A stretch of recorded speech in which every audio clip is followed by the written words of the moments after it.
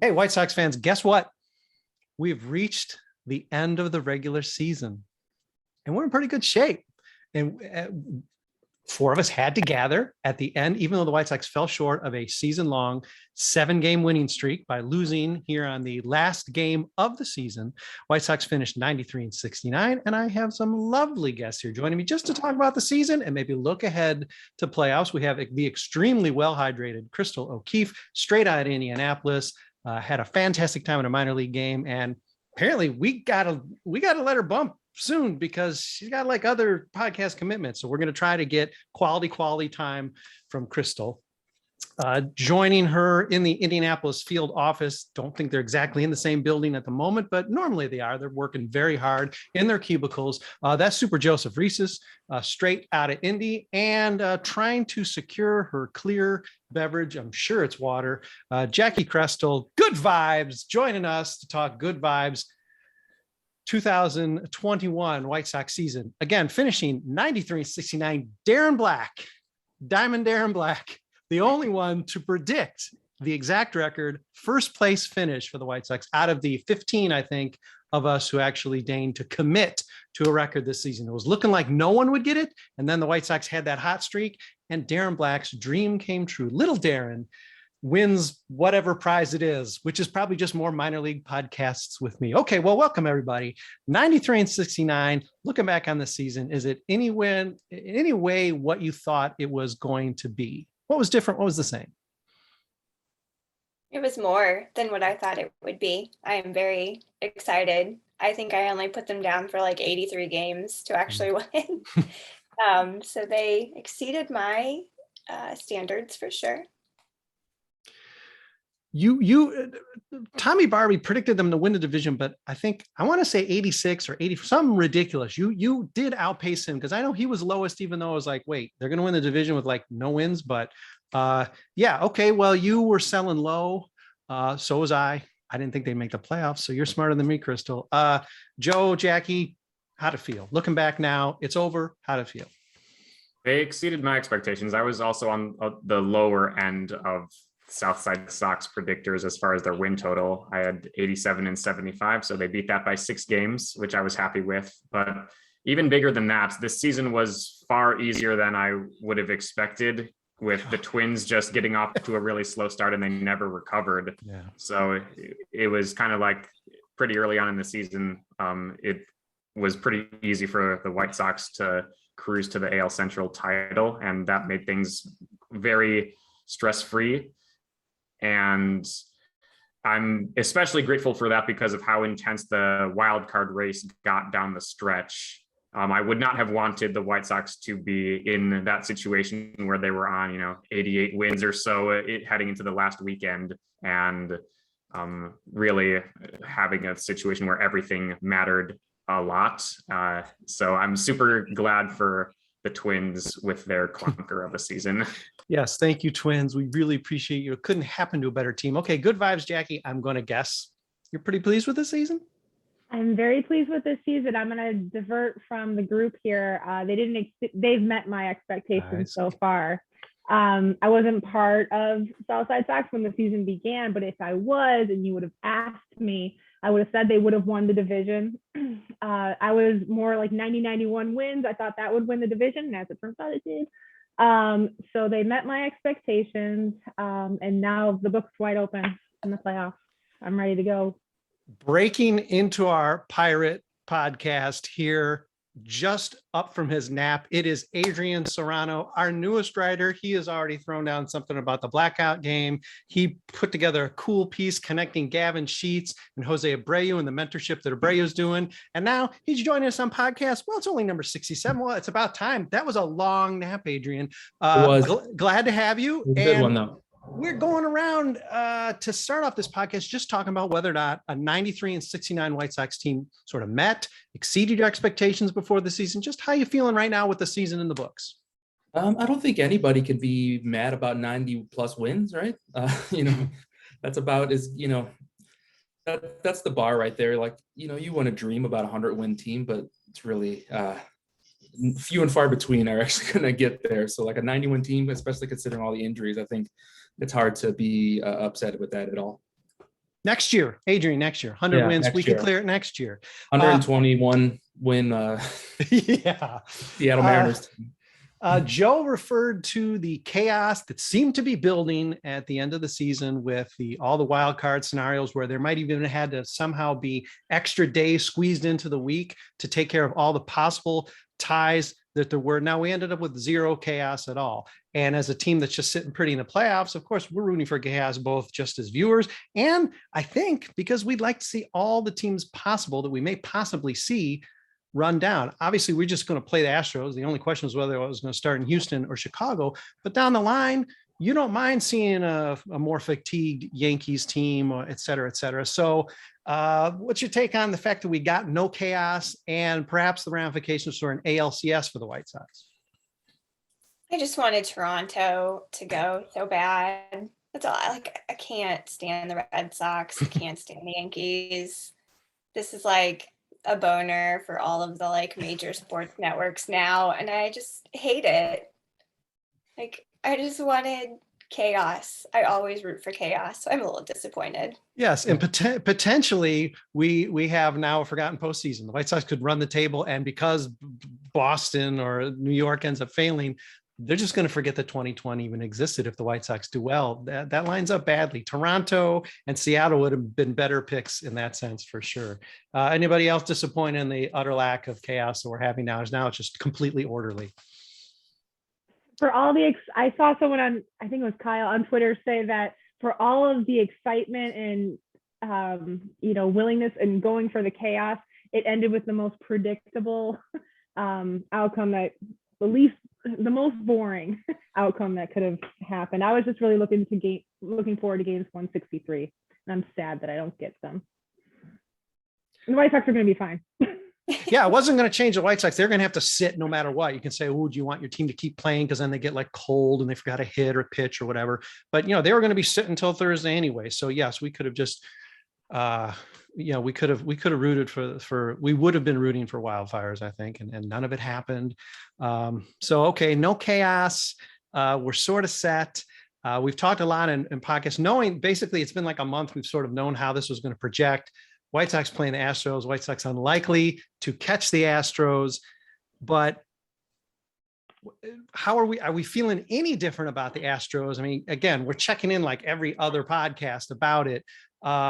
Is there anything you've seen and how the Astros have played down the stretch? Does this team seem to be made to have a little less depth than the White Sox and make it a favorable matchup? Any difference in how you're feeling about the Astros? It's going to be a tough series. They played them poorly in the first half, but that was a very different team. Pitching's maybe a little weaker now. Hitting's a little stronger. So where are we feeling about Houston? Yeah, I think Houston is kind of played the last 2 weeks as what we were all afraid the White Sox were going to play with, a big lead and kind of like taking it a little like less seriously than you would imagine. Slight difference between the two teams, though, because, we have a lot of playoff experience in Houston, not a lot on the White Sox. So it's kind of a different thing. So if you're going to want to play the Astros, though, I definitely think you want to play the Astros now when they haven't quite been playing and firing on all cylinders. So, I mean, I'm feeling better about it than if you would have asked me when the Sox left Houston, a few months ago. Definitely helps that the offense is woken up a little bit. I'm going to pause this question here to welcome in Di Billick, because this is just clearly this is a pirate podcast and people are just dropping in from everywhere at any time. It's Di. She's going to be part of our postseason coverage, of course. Di, let's just rewind a little bit, go back to our first question that we started with, and just want to know how you're feeling about a 93 and 69 White Sox team in terms of how they make their expectations. Do they exceed your expectations going in? How are you feeling right now with the season over? I don't think she heard that. Yeah, Di. We have technical difficulties with Di, but we're going to stick with her. I'm here. Oh my God, there she is. Sorry. Oh my God. I mean, the headphones are awesome. Thanks. My question to you, Di, it was what we led this thing off with before you detected the pirate broadcast and broke in. And that is 93 and 69 White Sox. Pretty successful season. We all seem pretty pleased. Where are you at with them? Exceeding expectations? How are you feeling now the season's in the books? Much better. Listen, ask me 8 days ago and I would have been like, oh God, it's crash and burn. We're going to die. But right now, confidently, minus Dallas Keuchel, the guy that should go into a dumpster. He is an actual dumpster. I don't know how he's not made of trash. That's my song today. Aside from him feeling great and wonderful, I just keep thinking about what we're going to do about him. And now I'm like, oh, cool. Maybe we'll go to the World Series and lose. That's where I am. Yeah, and you've claimed that you predicted White Sox World Series, loss in the World Series, but World Series for the White Sox before the season started. Oh, yeah, in 04. You could tell. Also, I'm psychic. Just kidding. Okay. There's no such thing as being psychic. And awesome song, Die, but I'm also going to order black coffees for Chrystal, Jacki, Die. They will come by the end of the podcast in, I don't know, 15 minutes or so. Let's take a quick break. We got more stuff to talk about, but it's a lot of guests and a short podcast. We give you the highest. It's a high war podcast here at Southside Sox. It's number 67. We're going to take just a second of a pause. We'll be right back. Hey, guess what? If you were watching us, it really was a second. I wasn't lying. If you listen to the podcast, you heard some commercials. Who knows? Billick may have been singing to you during one of those commercials, but we're back now and we're talking about the White Sox. We're not talking about community college or any sort of nursing school or perhaps some discount auto insurance. I don't know. The resume is long. Okay. Podcast 67. I'm Brett Ballantini, your host and your favorite White Sox fan. Welcome. Thank you for joining us. We have tons of podcast material coming this week. Ridiculous amount of postseason coverage. It's really going to be too much. You're going to say it's too much, and I'm going to respond, no, we're going to give you more. And all of these people that you see here or are listening to, and sometimes they're even singing to you, are going to be providing that coverage, including maybe even occasionally me when somebody decides to drop an assignment or I get some crazy idea. Okay, we've discussed the lack of chaos heading into the postseason with other teams, which we were rooting for.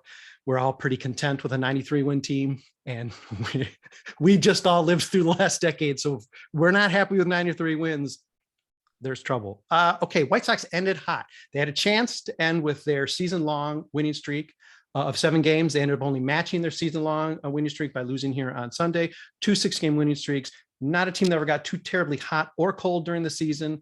It's been preordained that the White Sox can win this division probably since June. So there hasn't been a lot of suspense. But what are the thoughts on maybe a little reminiscent of 2005, having a little struggle earlier, mid-September, and then sort of getting hot at the end? Does that bode well for the White Sox rolling into the postseason? Or, Super Joseph Resis, does that mean nothing and I'm just silly for asking the question? I wouldn't have said that you were silly for asking the question, but you knew my answer before I had even answered it. That's exactly what I would have said as far as the meaning, like the amounts that means going forward. At least that's my view of it. Now, non-math wise, some of you at home thinking that there's a little bit more vibe to momentum. We probably would rather have the team playing well than poorly. Absolutely. Yes. The main thing for me down the stretch of the season was maybe have a few of the players who were coming back from injury settle in more to where they had some reps prior to the big stage, and as well as avoiding injuries. And they managed to do that pretty well. So I was happy with how it went down the stretch. As far as like comparing the schedules and their wins and losses like throughout the final month of the regular season, yeah, it's nice to see that they were so similar to the 05 White Sox, and yeah, that can't be a bad thing. Yeah, I just think that baseball is unpredictable enough to where I don't know how much stock I would put into that. I think it's been pointed out that the White Sox win this World Series every year in their history that they've played the Astros in the postseason. So that might also bode well. I'm going to just look for anything. Again, going into the postseason, we've all established that we feel pretty good about 93 wins. But now looking ahead, you've made it clear that you're feeling better. In fact, you've made it clear who you don't like in song, but that, momentum, may mean something and at least makes us all as fans feel better. This team has sort of normalized itself. And I think in the last week to 10 days, we've seen the offense and the pitching, even with the starting rotation limited, they weren't going more than 5 innings pretty much this last couple of weeks, sort of clicking in a way we haven't really seen them clicking together all season. That's got to inspire some confidence heading into the postseason. 100%. I'm going to rewind for a second and say, in regard to comparing to the 05, it's like, it's so hard to do because the pitching staff is just different. And we have, we were full of aces last time. This time we weren't, aren't. It's great to go into the postseason with momentum, but we have so many days. How much momentum can you maintain? Just from a purely physics standpoint, you can't maintain momentum if you stop moving for however many days, 4, 5 days? What's today? I don't know.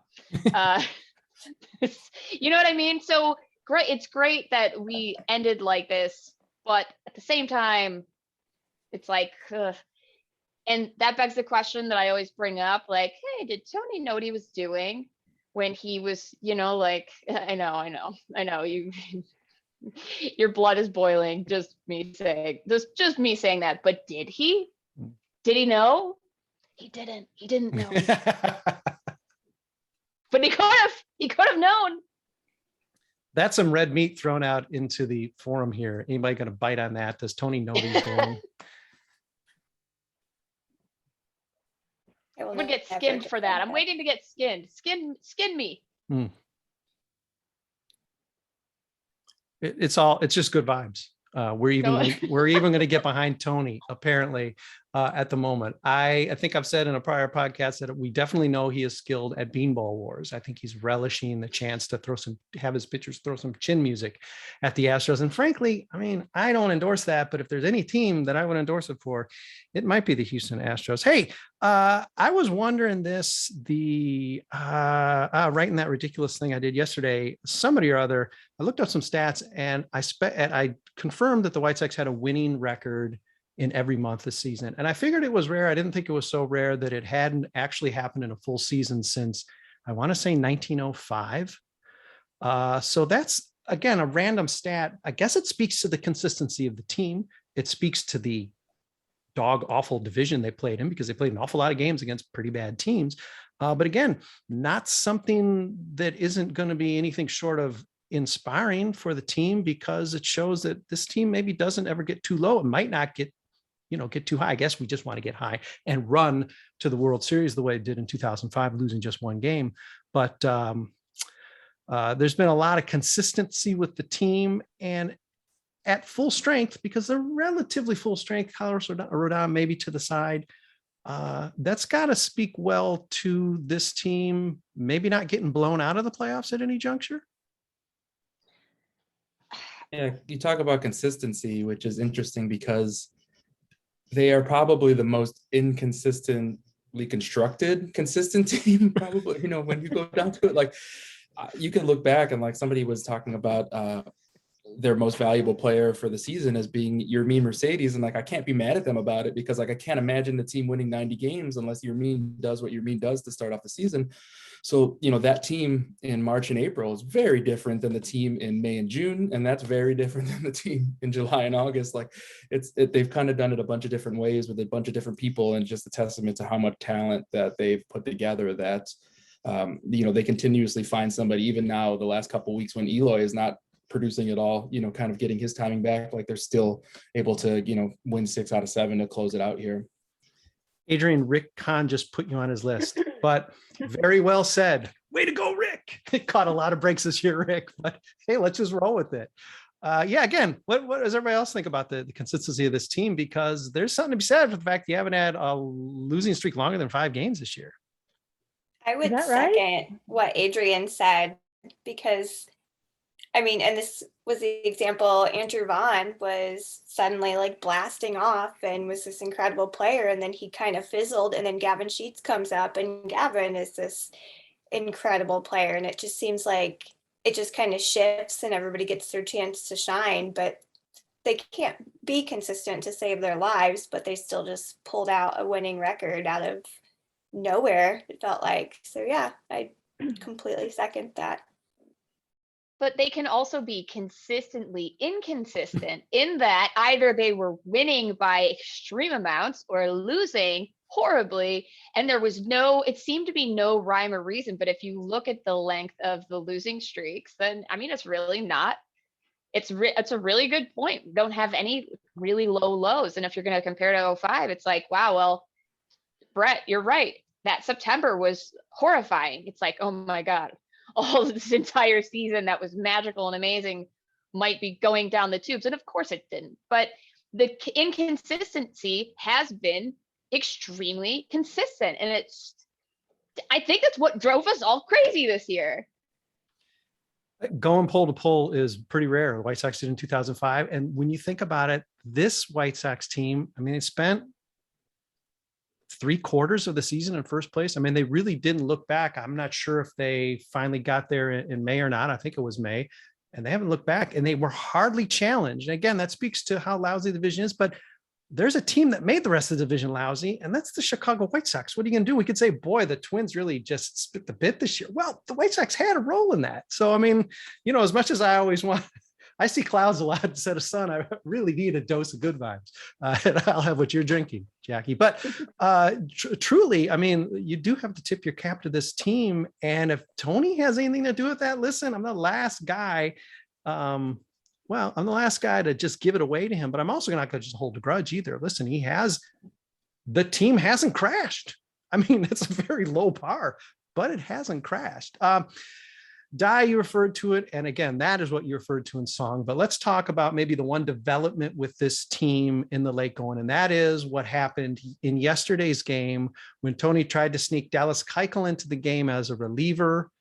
I don't think that was just to get him work because he's still going to be in the rotation. I think that was, let's see if this guy can do this. And of course, one bad outing that started good, but got bad real quick isn't going to necessarily determine whether he's on the postseason roster or not, but thoughts there. And is there a place for him on the postseason roster at this point? Go ahead, Di. Go ahead. Okay. So what I was going to say is, what happened with Dallas Keuchel yesterday, you have to hold that through the lens of what happened to Carlos Rodon as well, right? Because now he's being evaluated, and after this workout, they're going to determine his ALDS status. So now we are looking at the real possibility that our ALDS roster has Dallas Keuchel and not Carlos Rodon, and that hurts my heart, man. That hits it right there. That is pushing the good vibes, really challenging the good vibes for sure. Well, I hope Rodon does well tomorrow. And is it tomorrow that his workout is? I think so. He's got a few days, and you figure they probably want to see how he's bounced back sooner than later so they can make some of these decisions. So Tony can have a sit down with Dallas and say, what's going on, dude? You got to just forget about the defense, man. Okay, so Abreu didn't pick the ball at first base, and Dallas, he's the veteran, and he's getting paid better than anybody.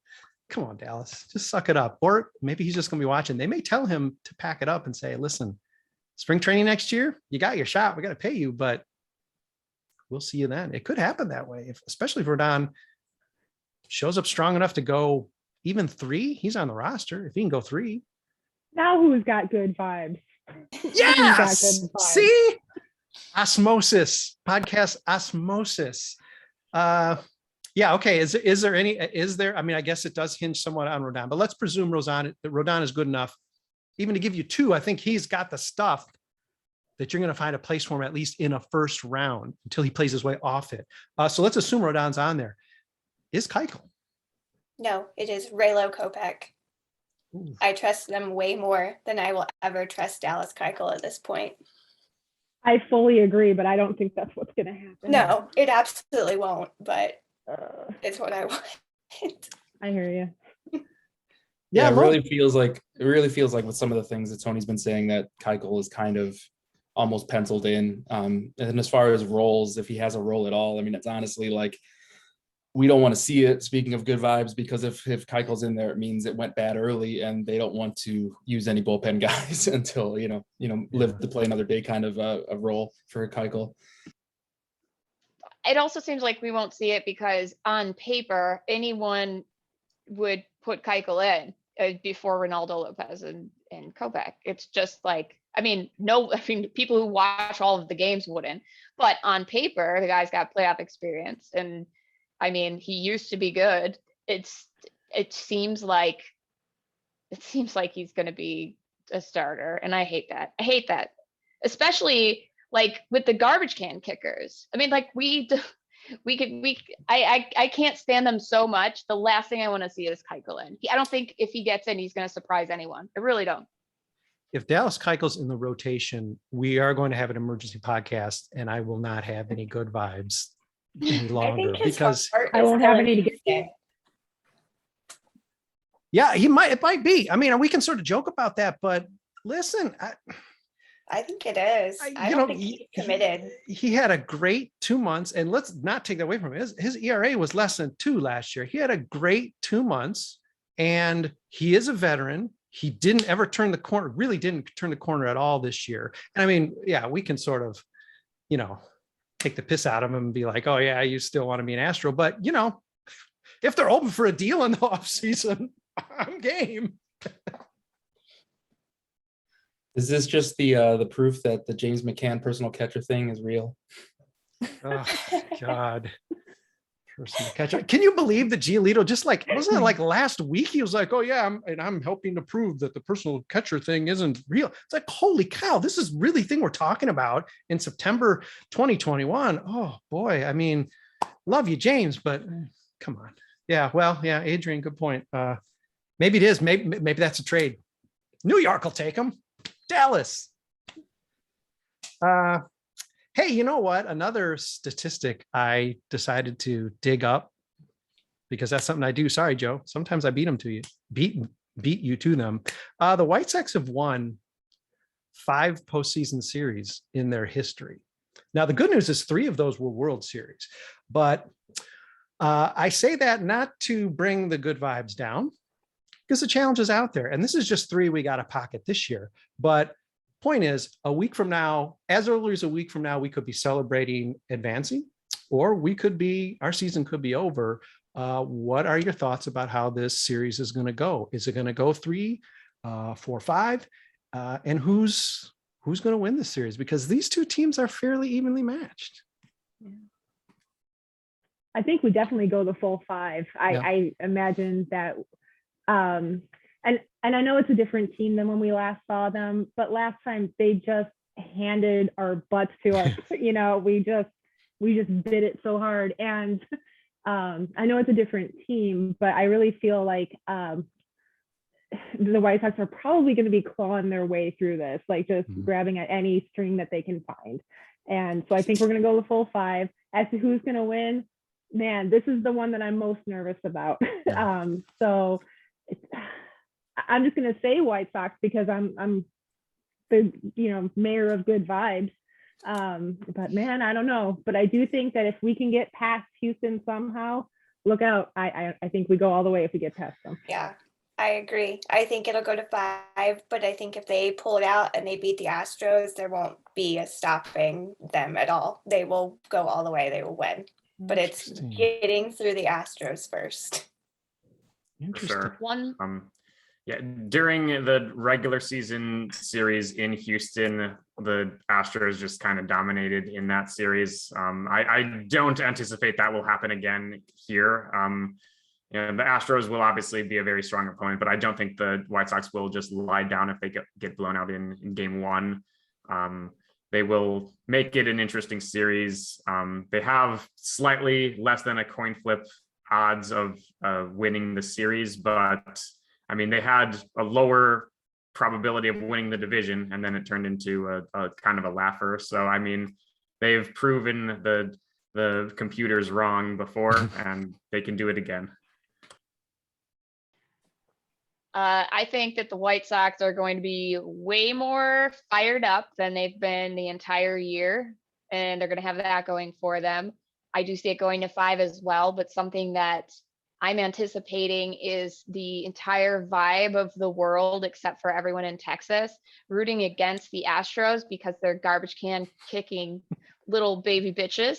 And the entire world will be rooting for the White Sox in this series. And that is something that's big. And if you could say like, oh, that's ridiculous. Everyone's over that now. It's not true. No one's over it. No one is over it. And I'm so mad that we have to face them in the first series. I really think that the juju of the world hating the Astros might work in their favor. And you know what's funny? True story.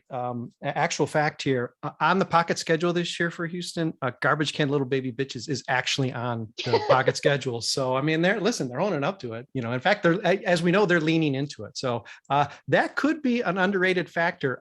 Okay, Adrian, I think we're going to need you to commit here on a White Sox podcast at the most hopeful time of the postseason. Let me guess, you're going to predict the White Sox are going to win this first series against the Astros.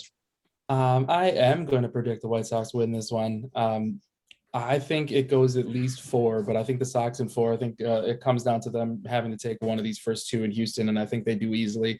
Outside of, the obvious Eloy and, Luis Robert not being there the first time they went through, I think really what was missing the first time they went to Houston was Tim Anderson playing well. And I think we have a Tim Anderson playing well right now. Mm-hmm. And I think the Sox offense is a different thing altogether when you have Tim Anderson at the top, hyped up and playing well. And I think we're going to see him take over, similar to the A's series last year, where Tim came in and he was locked in from the get-go. Yeah, I was just going to say that bodes well for the Sox, because he is really the motor of this team.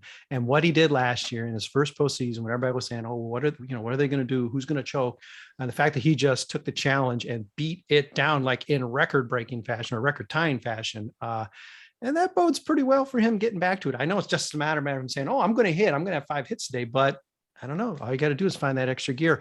I am going to side with Adrian here. I don't think it's a 5-game series. I think the White Sox are going to break open a can of whoop ass on the trash cans. And I do think they are going to get out of this series before 5. I don't think the Astros know what's coming. I don't think their pitching has the depth that the White Sox does. I think that's a hidden advantage, pending Rodon, pending whether Keuchel decides to occupy a spot on the bench, et cetera, et cetera. But I also think it's funny that everyone wants to disregard the Tampa Rays. Apparently, it's just going to be a coast to the World Series if Houston is defeated. But I guess we'll be talking about that in future podcasts. Listen, we've got too much content coming to you this week. We've got podcasts, game day. We're going to have pregame podcasts. We're going to have postgame podcasts. We have more podcasts than you know what to do with. You're going to get confused. You're probably going to end up deleting the Southside Sox podcast because there'll be so much confusion. And then you'll just have to get it back in and catch up with it again and listen to all your friends here. I don't know, like Di, like Jackie, like Adrian, our newest best friend, Super Joseph, of course. And, stay hydrated. It's Chrystal O'Keefe. Hey, Chrystal, stay hydrated. I know you got more work to do tonight, so we're going to let you bounce and go do that work and contribute to other podcasts, family calls, work functions, minor league, maybe think tanks. I don't know. There's a lot of story that we still need to know here, but you properly hydrated with those big, chunky, delicious beverages. So I think you are ready to do it. And your partner in the Indianapolis field office, Super Joseph, he is on coverage for us this week as well. Terrific, super extensive coverage. I believe second just to Ashley, maybe, right there neck and neck with amount of games covered, amount of articles written. Thank you for that, Joe. 3rd straight year, I believe, working hard for us. So appreciate that. Indianapolis field office represent number 1 and 2 in the standings for coverage. We got to have these people covering games or else the White Sox bounced quick. Good vibes. And Adrian, look at this. I think now there is pressure for all of us to have guitars on our wall as our background for podcasts. But thank you for the lovely decor. Adrian, fantastic to have you joining us. Really great to have you on the team. You've hit the ground running with features and they've been fun stuff to read. So I appreciate you having with us, you coming on with us. Let it be on team. Billick, better late than never. And when you come with a song, you can always come in late. So appreciate you joining us. And of course, good vibes, Jackie Krestel. You kept it up. I know you're actually, all our expectations are too high now of your good vibes. And I know, at some point there's going to be some anger when it comes. We're all going to be shocked. But for now, let's just ride the good vibes. Yeah. Yeah, I was telling someone earlier, like, it's not that I don't have my doubts. I sincerely do. And all of many things that you mentioned, they're probably what's going to bring us down when we go down. But, this is the first time in 13 years that we are in the playoffs, and I choose to be optimistic. No, and you pointed out last podcast, you're like, hey, listen, I can think about that tomorrow. Today, I'm celebrating a division win. So, hey. It only happens once every 13 years. Good. Hey, 5 postseason series wins ever. Yeah. Yeah. Okay. Well, we're gonna add season appearances. We're gonna yes. Well, yeah, that too. Oh, see, look, Adrian, piling on the good vibes. Okay, listen. Again, as I've already said a couple times here, we're gonna have too much coverage for you. You're not even going to be able to take it. But please take some of it. As always, thanks for reading. Thanks for listening. Sometimes even watching, because then you don't get that commercial break. And you get to see all of us. You get to see the guitars in the background. You get to see Super Joseph in his jersey. And you get to see Krestel and Jacki hydrated. Okay, we're out of here for now, but we'll be back with podcasts. Oh, I don't know, like tomorrow. So, tune in then.